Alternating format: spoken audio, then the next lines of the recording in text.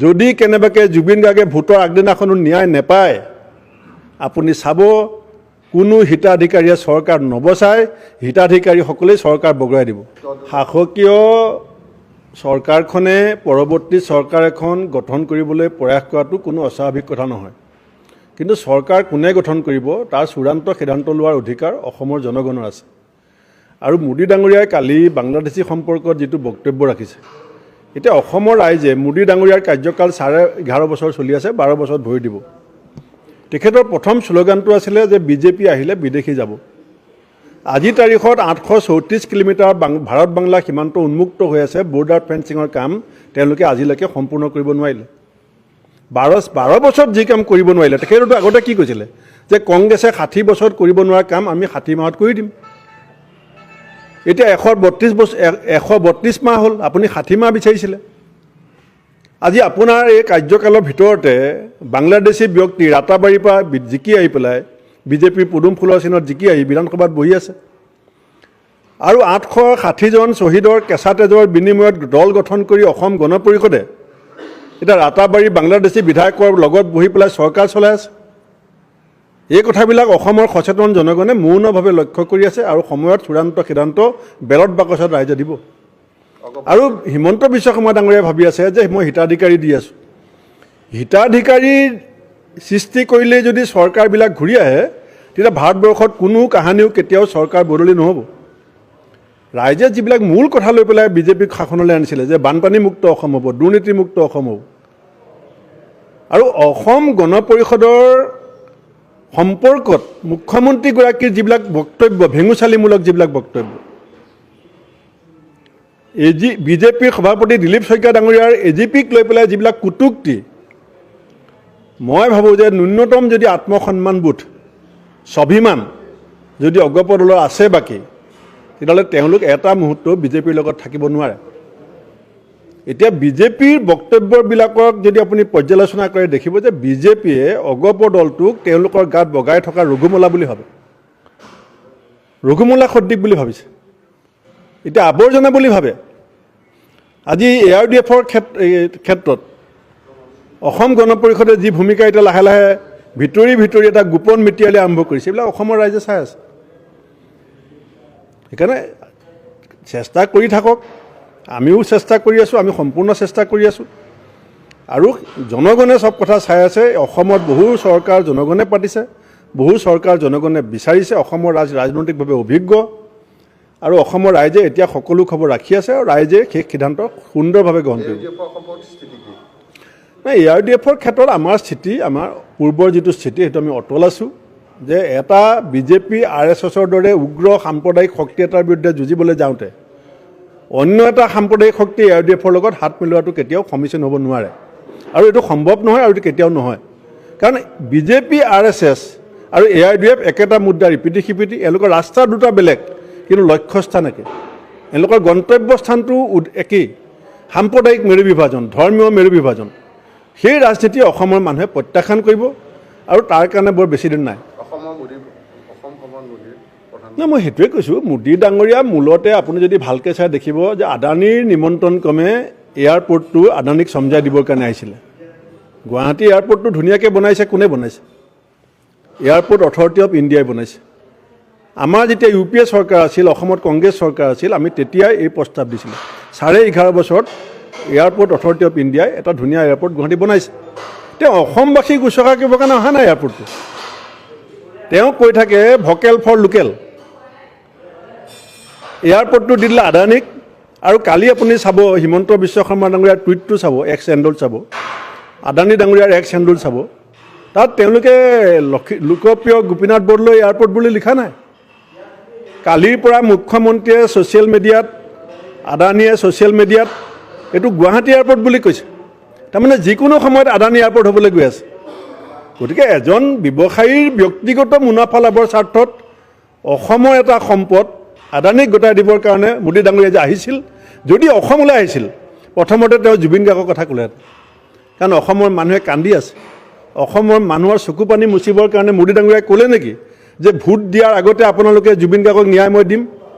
অসমীয়া জাতিৰ হিয়াৰ আমঠু জুবিন গাৰ্গৰ সম্পৰ্কত এটা টু শব্দ কিয় নক'লে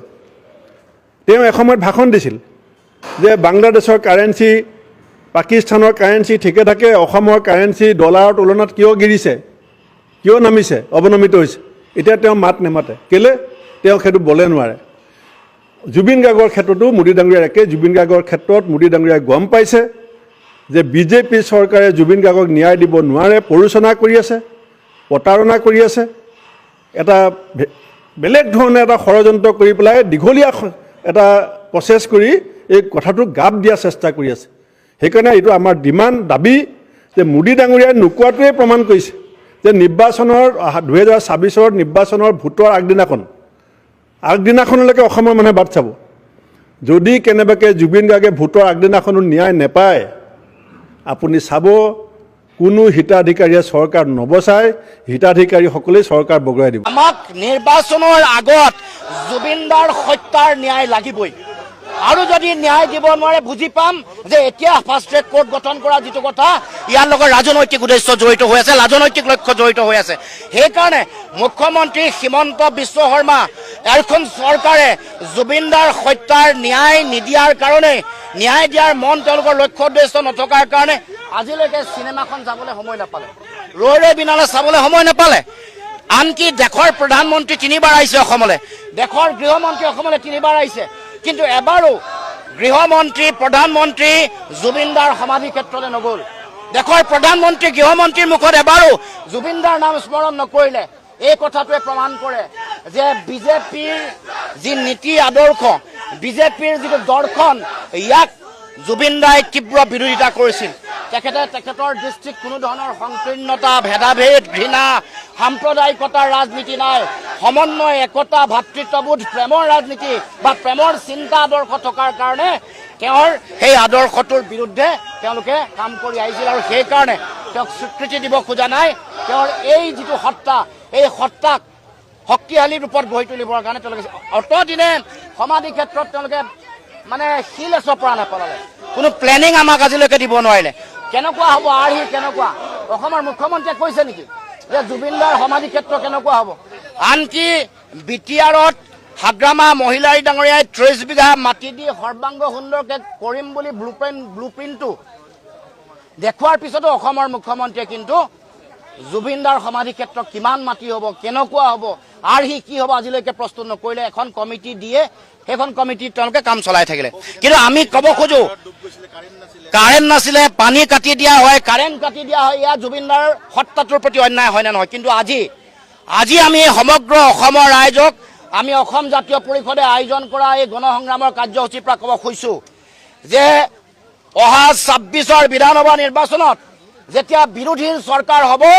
সমগ্ৰ পৃথিৱীৰ মানুহৰ চকু মুকলি কৰি দিব পৰাকে সমাধি ক্ষেত্ৰ আমি বিৰোধীয়ে বনাম। এই কথা অসমৰ ৰাইজক আমি কথা দিছোঁ।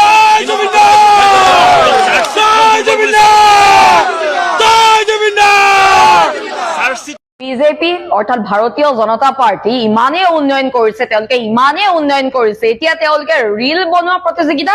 আৰু ৰচনা প্ৰতিযোগিতা তেওঁলোক ব্যস্ত হৈ পৰিছে। মোৰ হাতত এখন কাগজ আছে, এই কাগজখনলৈ মন কৰকচোন। ইয়াত আছে ৰীল বনোৱা প্ৰতিযোগিতা, বিষয় আছে বিকশিত অসম, অগ্ৰামী অসম। মানে তেওঁলোকে বিকাশ সঁচাকৈ অসমৰ বিকাশ কৰিলে নে তেওঁলোকৰ নিজৰ ব্যক্তিগত বিকাশ? বাৰু সেইটো বিষয়লৈ আহিম। তাৰ পিছত চাওক, ৰীল বনোৱা প্ৰতিযোগিতাৰ মাননি তেওঁলোকে ধাৰ্য কৰিছে। প্ৰথম পুৰস্কাৰ আছে 2 লাখ টকা, দ্বিতীয় পুৰস্কাৰ আছে 1 লাখ টকা, আৰু তৃতীয় পুৰস্কাৰ আছে 50,000 টকা। ইমান লজ্জাৰ কথা ভাবক, যুৱ চাবক কোনফালে এওঁলোকে নিব বিচাৰিছে। ৰীল বনোৱা প্ৰতিযোগিতা, আপোনালোকে যদি ইমানেই উন্নয়ন কৰিছে, যে ৰীল বনোৱাৰ পৰ্যায় কিয় আহি পাইছে? ৰীল বনোৱাৰ প্ৰতিযোগিতা আৰু সমান্তৰালকে তেওঁলোকে ৰীল বনোৱাতে ক্ষান্ত থকা নাই, তেওঁলোকে ৰচনা প্ৰতিযোগিতা, ইয়াৰ ৰচনা প্ৰতিযোগিতাও পাতিছে,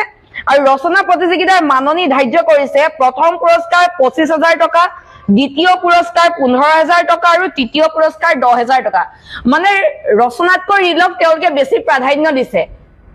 য'ত ৰচনাৰ ওপৰত প্ৰাধান্য দিব লৈছে, ৰীলৰ মাননি চাওক, 2 লাখৰ পৰা 1,50,000লৈকে তেওঁলোকে ৰীলৰ মাননি দিছে। আৰু তেওঁলোকে যদি সঁচা অৰ্থত ইমান উন্নয়ন কৰিছে, বিকাশ কৰিছে, তেন্তে বিকাশ বিলাক আমি কিয় দেখা নাই? মই আগতে কৈছিলো যিদৰে ডক্টৰৰ হাতৰ আখৰ ফাৰ্মাচিষ্টে বুজি পায় ঠিক তেনেদৰে বিজেপিৰ বিকাশ কেৱল বিজেপি নেতা কৰ্মী আৰু অন্ধভক্তসকলে বুজি পায় আজি যদি ইমানে বিকাশ কৰিছে আজি ৰিল বনোৱা পৰ্যায় কিয় আহি পাইছে আজি তেওঁলোকে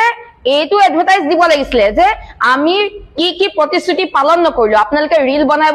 আমালৈ প্ৰেৰণ কৰক তেওঁলোকে এনেকুৱা ধৰণৰ পদক্ষেপ ল'ব লাগিছিলে কিন্তু হাস্যকৰ বিষয় এটা ৰাজনৈতিক দল য'ত কেন্দ্ৰতো চৰকাৰ আছে কিন্তু তেওঁলোকৰ কনফিডেন্স লেভেল 0 হয় যাৰ বাবে ৰিল বনোৱাৰ প্ৰতিযোগিতা তেওঁলোকে পাতিছে আজি তেওঁলোকে ক'ব লাগিছিলে যে তেওঁলোকে বিফল হৈছে উন্নয়নত বিফল বিকাশ কৰাত বিফল কেৱল তেওঁলোকে বিকাশ কৰা নিজৰ পৰিবাৰ বিকাশ কৰা তেওঁলোক সফল হৈছে আৰু উন্নয়ন কেৱল নিজৰ উন্নয়নতহে তেওঁলোক সফল হৈছে আজি কাখন আনি পেলাই বহিৰাগতক ৰঙা দলিচা পাৰি দিলে যেনেকে কাউৰীয়ে কা কৰিলে আলহী গুচি যায় আহে যদি গুচি যায় আলহী আহে বুলি আমি বিশ্বাস কৰো ঠিক তেনেদৰে এইখন কা আনি আকৌ নোযোৱা আলহীক লৈ আনিলে এইখন কাৰ জৰিয়তে তাৰপিছত 6 নং দফা কাৰ্যকৰী নকৰিলে অসম চুক্তি আখৰে আখৰে দাড়ি কমা তেওঁলোকে সলনি নকৰাকে ৰূপায়ণ কৰাৰ কথা কৈছিলে সেইখিনি নকৰিলে তেওঁলোকে 6 জনগোষ্ঠীক জনজাতিকৰণ নকৰিলে চৰকাৰী স্কুল বন্ধ কৰিলে সমান্তৰালকৈ চৰকাৰী স্কুল বন্ধ কৰি মদৰ দোকান খুলিবলৈ আৰম্ভ কৰিলে তাৰ পিছত যদি চাই আদানী আম্বানী ৰামদেৱক আমাৰ খিলঞ্জীয়া মাটি গতাই দিলে তাকো পানীৰ দৰত গতাইছে 4558 বিঘা ভূমি আদানী গতাইছে পানীৰ দৰত ইয়াতকৈ আৰু কি লাগে তেওঁলোকে এইবিলাকৰ ৰাইজক ক'ব লাগিছিলে যে আমি যিবিলাক কাম কৰা নাই এইবিলাকৰ ওপৰত আপোনালোকে ৰিল বনাওক মানে এতিয়া ক'বলৈ গ'লে সকলোৰে ভুল পদুমৰ ফুল মুখ্যমন্ত্ৰী চৰকাৰ আৰু তেওঁলোকৰ পৰিবাৰৰ বেপাৰ তাৰ বাহিৰে অন্য একো নহয় আজি ৰিল বনাবলৈ তেওঁলোকে যুৱ চামক আজি তেওঁলোকে উৎসাহিত কৰিছে সঁচাকৈ হাঁহিবলগীয়া কথা তেওঁলোকে পঢ়িবলৈ উৎসাহিত কৰিব লাগিছিলে তেওঁলোকে ৰাইজক ক'ব লাগিছিলে যে আমি কি উন্নয়ন কৰা নাই সেইবিলাকৰ ওপৰত আপোনালোকে ৰিল বনাওক আজি কাৰোবাৰ পৰিবাৰে ইন্টাৰনেশ্যনেল স্কুল খুলিছে কাৰোবাৰ পৰিবাৰে চাহ বাগান বনাইছে কাৰোবাৰ পৰিবাৰৰ 3-4টা স্যাটেলাইট চেনেল হয় এইবিলাকৰ ওপৰত ৰিল বনাবলৈ দিয়ক এইবিলাকৰ ওপৰত ৰিল বনাব দিলে সাহস হ'বনে আজি কাৰোবাৰ পৰিবাৰে চৰকাৰী সাহায্য 10 কোটি টকা পায় কোনোবাই 50 লাখ টকা পায় আমাৰ মহিলা 1250 টকাৰ মাজত সীমাবদ্ধ আৰে আপোনালোকে যদি সঁচাকৈ উন্নয়ন কৰিছে আজি ৰিল বনোৱা প্ৰতিযোগিতা কিয় পাতিছে বুজি পোৱা নাই আজি জল জীৱন আঁচনি মানে ঘৰ ঘৰ নল ঘৰ ঘৰ জল কৈছিলে আজি গাঁৱে গাঁৱে পানী নাই নল আছে জল নাই মানে সচিবালয় আছে মন্ত্ৰী নাই চৰকাৰ আছে কাম নাই তেনেকুৱা ধৰণৰ কথা আছে তাৰ পিছত যদি চাই তেওঁলোকে যদি ইমানে উন্নয়ন কৰিছে আজি হয় এটা ক্ষেত্ৰত উন্নয়ন কৰিছে ভাল দিন আহিলে গেছৰ দাম বাঢ়িলে ভাল দিন আহিলে ঔষধৰ দাম বাঢ়িলে ভাল দিন আহিলে টোল গেট বৃদ্ধি হ'ল ভাল দিন আহিলে আপোনাৰ সামগ্ৰীৰ মূল্য বৃদ্ধি হ'ল ভাল দিন আহিলে গৰু চুৰ মাটি চুৰ পানী চুৰ সিন্ডিকেট বিলাক ওলাই গ'ল ৰাইজৰ মুখত এইবিলাকৰ ওপৰত ৰিল বনাব দিব লাগিছিলে তেওঁলোকে কৈছে যে বিকশিত অসম মানে তেওঁলোকৰ এতিয়াও কনফিডেন্স নাই যে তেওঁলোকে বিকশিত অসম গঢ়িলে নাই গঢ়া সকলো ৰাইজে জানে বিকশিত অসম গঢ়া নাই কেৱল তেওঁলোকে নিজৰ ঘৰখন বিকাশ কৰিলে তেওঁলোকৰ ফেমিলি বিলাক বিকাশ কৰিলে আৰু আমাৰ ল'ৰা ছোৱালীক ৰিল বনাব দিছে তেওঁলোকৰ ল'ৰা ছোৱালী বাহিৰত পঢ়ে যাৰ কলেজৰ ফিজ এমাহত 50 লাখ টকা আৰু কাৰোবাৰ ল'ৰা ছোৱালী 17 বছৰ বয়সত 18টা কোম্পানীৰ মালিক হয় এইবিলাকৰ ওপৰত ৰিল বনাব দিয়ক তোমালোকৰ ল'ৰা ছোৱালী বাহিৰত পঢ়িব কম বয়সতে 17-18টা কোম্পানীৰ মালিক হ'ব আৰু আমাৰ ল'ৰা ছোৱালীক ৰিল বনাবলৈ দিছা আমাৰ ল'ৰা ছোৱালী পঢ়িব নালাগে মানে আমাৰ ল'ৰা ছোৱালী ৰেচনৰ মানে বিনামূলীয়া খাদ্য খাই পেলাই মানে অলিয়ে গলিয়ে মদ খাই পেলাই পঢ়ি থাকিব লাগে সেইকাৰণে চৰকাৰী স্কুল বন্ধ কৰিছে এইবিলাকৰ ক্ষেত্ৰত কিয় আপোনালোকে মাত নামাতে আপোনালোকে যে ৰিল বনাবলৈ দিছে আৰু ৰচনা প্ৰতিযোগিতা আটাইতকৈ হাস্যকৰ বিষয় ৰচনা প্ৰতিযোগিতাত মাননি দেখি হাঁহি উঠিছে ৰিলত তেওঁলোকে কিমান প্ৰাধান্য দিছে চাওক আৰু এইখন চৰকাৰ ইমানে উন্নয়ন কৰিছে আজি পদুম বুকাৰ পৰা আহি পেলাই ৱালত আহিলে আজিকালি ৱালে মানুহৰ ঘৰৰ ৱালে পদুমৰ মানে ছবি আঁকিছে তেওঁলোকে ইমানে যদি উন্নয়ন কৰিছে পদুম আজি বুকাৰ পৰা ৱাললৈ আহিবলগীয়া অৱস্থা হ'ল আৰু মুখ্যমন্ত্ৰী ডাঙৰীয়ে কি কৈছে ধুমুহাৰ গতিত উন্নয়ন হৈছে হয় ইমানে ধুমুহাৰ গতিত উন্নয়ন হৈছে যে ধুমুহাৰ গতিত মানে দলঙে লুট ল'ব পৰা নাই ইমানে বিকাশ হৈছে বিকাশে ইমানে আকাশ চুইছে কেৱল আপোনালোকৰ সম্পত্তি বাঢ়িছে সাধাৰণ ৰাইজে আকাশ চুব পৰা নাই ইমানে ধুমুহাৰ গতিত উন্নয়ন হৈছে কেৱল আপোনালোকৰ বেংক বেলেন্স বাঢ়িছে সাধাৰণ ৰাইজৰ বেংক বেলেন্স বঢ়া নাই সেইকাৰণে কৈছো বিজেপিৰ উত্তম দশা মানে ৰাইজৰ অধম দশা আৰু এই ৰিল বনোৱা যি প্ৰতিযোগিতা কৰিছে যদি সৎ সাহস হয় আপোনালোকে যিবিলাক কাম কৰা নাই সেইবিলাকৰ ওপৰত ৰিল বনাবলৈ কওকচোন পাৰিব জনগোষ্ঠী জনজাতিকৰণ কিয় নকৰিলে সেইটোৰ ওপৰত ৰাইজ আপোনালোকে ৰিল বনাওক কাখন আনি কিয় বহিৰাগতক আমাৰ ওপৰত জাপি দিলে সেইটোৰ ওপৰত ৰিল বনাওক 6 নং দফা কিয় কাৰ্যকৰী নকৰিলে সেইটোৰ ওপৰত ৰিল বনাবলৈ দিয়ক অসমীয়া স্কুল কিয় বন্ধ কৰিলে সেইটোৰ ওপৰত ৰিল বনাবলৈ দিয়ক এইবিলাক কৰিব পাৰিব নোৱাৰে এইবিলাক কেৱল বিজেপি চৰকাৰখন আছে মাৰ্কেটিং কৰাত ব্যস্ত তাৰ বাহিৰে একো নাই আৰু তেওঁলোকে আৰু এটা কামত ব্যস্ত তেওঁলোকে নাম খোলো মানে উন্নয়ন বুলি ভাবে কোনো এখন জাগাৰ নাম খলাই দিয়া মানে উন্নয়ন যদি নাম খোলো মানে উন্নয়ন তেন্তে মণিপুৰৰ ঠাইত আজি শান্তিপুৰ কৰি দিয়ক মণিপুৰখন শান্তি হৈ যাব আজি বেলতলা ঠাইত পানীতলা কৰি থওক দিছপুৰৰ ঠাইত পানীপুৰ কৰি দিয়ক যদি নাম খলালে যদি উন্নয়ন হয় আৰু এগৰাকীয়ে কি কৈছিলে আমাৰ গৃহমন্ত্ৰী 50টা পুখুৰী খানিব বানপানী নোহোৱা হ'ব আপোনালোকৰ যদি সৎসাহস আছে ৰিল বনাবলৈ ৰাইজক অনুৰোধ কৰক যে আমাৰ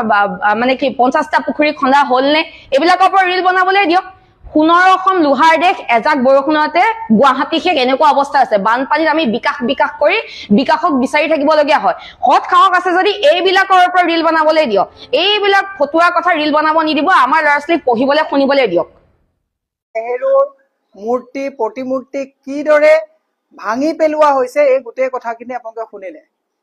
মই সংবাদ মাধ্যমৰ জৰিয়তে অসমৰ সমূহ যুৱ প্ৰজন্ম নৱপ্ৰজন্ম সকলোকে এটা বাৰ্তা প্ৰেৰণ কৰিব বিচাৰিছো যে জৱাহৰলাল নেহেৰুৰ প্ৰতিমূৰ্তিৰ ওপৰতে যে বিজেপি চৰকাৰৰ দিনত দুষ্কৃতিকাৰীয়ে হাতুৰি বা বুলডোজাৰ লগাইছে এনেকুৱা কথা নহয় এওঁলোকে কংগ্ৰেছৰ দিনত ব্ৰিটিছক খেদি গোটেই ৰাষ্ট্ৰ নিৰ্মাণৰ যিটো প্ৰতিষ্ঠা আৰু ধাৰাটোৰ ওপৰত বুলডোজাৰ লগাইছে জৱাহৰলাল নেহেৰু কোন জৱাহৰলাল নেহেৰু কেৱল কংগ্ৰেছৰ প্ৰধানমন্ত্ৰী আছিল নেকি জৱাহৰলাল নেহেৰু স্বাধীন ভাৰতৰ 9 বছৰকে কাৰাবাস খাটি স্বাধীনতা অনা এজন ভাৰতৰ প্ৰতিষ্ঠা আছিল আৰু সেই প্ৰতিষ্ঠাক এওঁলোকে ইতিহাস নষ্ট কৰিব বিচাৰি দুষ্কৃতিকাৰীৰ নাম দি এওঁলোকে জৱাহৰলাল নেহেৰুৰ প্ৰতিমূৰ্তিক যি হাতুৰি লগালে ই কেৱল এওঁলোকে যদি ভাবিছে যে কংগ্ৰেছৰ ইতিহাস নাইকিয়া কৰিব বিচাৰিছে তেওঁলোকে মূৰ্খৰ স্বৰ্গত বাস কৰিছে জৱাহৰলাল নেহেৰু সেইজন যিজন জৱাহৰলাল নেহেৰুৱে 17 বছৰকৈ প্ৰধানমন্ত্ৰী থাকি ভাৰতৰ প্ৰতিষ্ঠা এইমছকে আদি কৰি IITকে আদি কৰি মডাৰ্ণ ইণ্ডিয়া ব্ৰিটিছৰ পিছত বেজিটো থৈ যোৱা ব্ৰিটিছে গোটেই ভাৰতবৰ্ষখনক 17 বছৰ তেওঁৰ নেতৃত্বত প্ৰতিষ্ঠা দিয়া সেইজন প্ৰধানমন্ত্ৰীৰ ওপৰত হাতুৰি লগাইছে মই আজি হিমন্ত বিশ্ব শৰ্মাক সুধিব বিচাৰিছো আপোনাৰ পুলিচ ক'ত গ'ল সিসি কেমেৰাৰ ফুটেজত আপোনালোকে যি দুষ্কৃতিকাৰীয়ে তাত সেই প্ৰতিমূৰ্তিত হাতুৰি লগাইছিলে কিয় আজি পৰ্যন্ত কৰায়ত্ব কৰিব পৰা নাই তাৰ মানে অসমৰ পুলিচ প্ৰশাসন বিফল হৈছে নেকি নে পুলিচ প্ৰশাসনৰ নাকৰ আগেৰি তেওঁলোকে এই কংগ্ৰেছক মেলাইন কৰিবৰ কাৰণে তেওঁলোকে প্ৰতিষ্ঠাবিলাকক মোহাৰিব বিচাৰিছে নেকি এক বৃহৎ প্ৰশ্ন মই সেই কাৰণে অসমৰ প্ৰত্যেকজন সচেতন নাগৰিকক আমি আহ্বান জনাইছো যে এয়া জৱাহৰলাল নেহেৰু প্ৰতিমূৰ্তিৰ ওপৰত আঘাত জনোৱা নাই সমান্তৰাল বলে যদি ভাবে আপোনালোকে আজি তাৰিখত এওঁলোকে কৈ থাকে গোপীনাথ বৰদলৈ এয়াৰপোৰ্ট ডাঙৰ ষ্টেচু বনাইছে যদি প্ৰতিমূৰ্তি তেওঁলোকে ষ্টেচু গোপীনাথ বৰদলৈ ঠিকেই বনাইছে কিন্তু গোপীনাথ বৰদলৈ 6 শিডিউলৰ যি সাধনা আৰু প্ৰতিষ্ঠা তাক আঘাত জনাই কাৰ্বি আংলঙত কিন্তু আজি তাৰিখত জনগোষ্ঠীয় মূলৰ মানুহে নিজৰ ভেটি সুৰক্ষাৰ কাৰণে আজি তাৰিখত আন্দোলনত নামিবলগীয়া হৈছে মই সেই কাৰণে আজি সংবাদ মাধ্যমৰ জৰিয়তে অসমৰ মাননীয় মুখ্যমন্ত্ৰী আৰু শিলচৰত থকা প্ৰশাসনিক পুলিচ ডিসি সকলোকে আমি আহ্বান জনাইছো যে জৱাহৰলাল নেহেৰুৰ ওপৰত দুষ্কৃতিকাৰীয়ে কেনেকে তাত তেওঁলোকে এক্সকেভেটৰ লগাই কেনেকে প্ৰতিমূৰ্তি ভাঙিব পালে ইয়াৰ কাৰণে সেই অঞ্চলৰ ডিসি আৰু এসপি জবাবদিহি হ'বনে নহ'ব কাৰণ আজি পৰ্যন্ত 23 তাৰিখৰ পৰা আজিলৈকে কিয় কালপ্ৰিতক কৰায়ত্ব কৰিব পৰা নাই সেই কাৰণে আজি সংবাদ মাধ্যমৰ জৰিয়তে আমি এই কামত গঢ়িত উদ্দেশ্য প্ৰণোদিত হিচাপে আমি এই কথা গৰিহণা দিছো আৰু এই কথা যদি 24 ঘণ্টাৰ ভিতৰত জৱাহৰলাল নেহেৰুৰ প্ৰতিমূৰ্তিক কুঠাৰাঘাত কৰা কালপ্ৰিতক যদি কৰায়ত্ব কৰি দৃষ্টান্তমূলক শাস্তি দিয়া নহয় আমি জানিবলৈ বা মানি ল'বলৈ বাধ্য হ'ব লাগিব যে ইয়াত প্ৰশাসনৰ কৰবাত তৃতীয় পক্ষ হিচাপে প্ৰশাসনৰ হাত আছে এই কথাটোক আমি আপোনালোকৰ জৰিয়তে এই কথাটো আজি আমি ৰাইজৰ মাজলৈ লৈ গৈছো আৰু যুৱ প্ৰজন্মকো কৈছো যে আপোনালোকে হিষ্ট্ৰীক অমান্য কৰিব নোৱাৰে। নতুন প্ৰজন্মই হিষ্ট্ৰী পঢ়ক যে জৱাহৰলাল নেহৰুৰ ভাৰতবৰ্ষৰ প্ৰতি প্ৰতিষ্ঠাৰ প্ৰতি অৱদান আৰু অৰিহণা কি আছিলে। এওঁলোকে জৱাহৰলাল নেহৰুৰ কথাবিলাকক কংগ্ৰেছীকৰণ কৰিব বিচাৰিছে, কিন্তু জৱাহৰলাল নেহৰুৰ যি প্ৰতিষ্ঠা, ভাৰতবৰ্ষৰ প্ৰতি যি অৱদান, ভাৰতবৰ্ষৰ প্ৰতি যিটো আস্থা, ভাৰতবৰ্ষৰ প্ৰতি যিবিলাক তেওঁলোকে কৰি থৈ গৈছে, এইটো কেৱল কংগ্ৰেছীকৰণ কৰি পেলাই তেওঁলোকে এইবিলাক ইতিহাস নাইকিয়া কৰি তেওঁলোকে যদি ভাবিছে আদানী আম্বানীৰ স্বাৰ্থত তেওঁলোকে যদি বাকী কামবিলাক কৰিব বিচাৰিছে, আমি শুদাই নেৰিম। দ্বিতীয় কথাটো আজি যিহেতুকে সংবাদ মেল হৈছে, মই আৰু অকমান কথা কৈ দিছো। মাননীয় মুখ্যমন্ত্ৰীক কৈছো, আপোনালোকে কি কৰিব বিচাৰিছে? 1000% খাজানা বৃদ্ধি হল, কাকো আপোনালোকে জাননী নিদিলে। এই দুইটা বিষয় যে এওঁলোকে মানুহক শোষণ কৰিছে, মানুহক লুণ্ঠন কৰিছে আৰু উপৰ্যুপৰি এওঁলোকে কংগ্ৰেছক মেলাইন কৰিবৰ কাৰণে ইতিহাস নষ্ট কৰি কংগ্ৰেছৰ সেই পুৰুধা ব্যক্তিসকলক নস্যাৎ কৰি এওঁলোকে যিটো স্বেচ্ছাচাৰিতাৰে চৰকাৰ চলাব বিচাৰিছে, ই নিপাত যাব। সেইকাৰণে মই বেছি দীঘলীয়া নকৰি আজি দুটা কথা কলো যে জৱাহৰলাল নেহৰুৰ প্ৰতিমূৰ্তিক শিলচৰত, যিটো আমাৰ লক্ষীপুৰ সমষ্টিত এজন মন্ত্ৰী আছে, লক্ষীপুৰ কৌশিক ৰায় কিয় জবাবদিহি নহব যে এতিয়ালৈকে দৃষ্টান্তমূলক সেই দুষ্কৃতিকাৰীক কৰায়ত্ব কৰি শাস্তি নিদিয়াৰ কাৰণে কিয় জবাবদিহি নহব, তাৰ উত্তৰ আমাক দিব লাগিব। এক আৰু দুই নম্বৰৰ কথাটো হৈছে যে চৰকাৰে এফালে কি কৰিছে, মানুহক সবকা সাথ সবকা বিকাশৰ কথা কৈ মানুহক যে গল চেপা দি তেওঁলোকে 1000% মাটিৰ খাজানা ৰাইজক প্ৰায়ৰ কোনো নটিচ নিদিয়াকৈ তেওঁলোকে কি কৰ কাটল ব্যৱস্থা কৰিছে, ইয়াৰ কাৰণে ৰাইজক সজাগ কৰি চৰকাৰক আমি জবাবদিহি কৰি আজি এই সংবাদ মেল আমি আহ্বান কৰিছো। বেটি পঢ়াৰ কথা কয়, আপোনালোকে দেখিছে আজি তাৰিখত অসমত কিমান বেটি সুৰক্ষিত। এই বেটি বচাও বেটি পঢ়াও কথাটোত যদি আপুনি শিলচৰৰ কথাটোকে যদি আমি কেৱল লবলৈ যাওঁ, মই মহিলা কংগ্ৰেছৰ সভানেত্ৰী হিচাপে ভুল হব। আপোনালোকে কাৰ্বি আংলঙত দেখিছে, গহপুৰত দেখিছে, বিভিন্ন অঞ্চলত দেখিছে, তিনচুকীয়া বৰডিবিৰ পৰা যদি আমি কেছবিলাক চাওঁ, আমি কেছ দিলে সেই কেছবিলাক ৰেজিষ্টাৰ নহয়। বেটি সুৰক্ষিত হয় নে নহয়? এই শিলচৰৰ যি কাৰ্য ঘটনাৱলী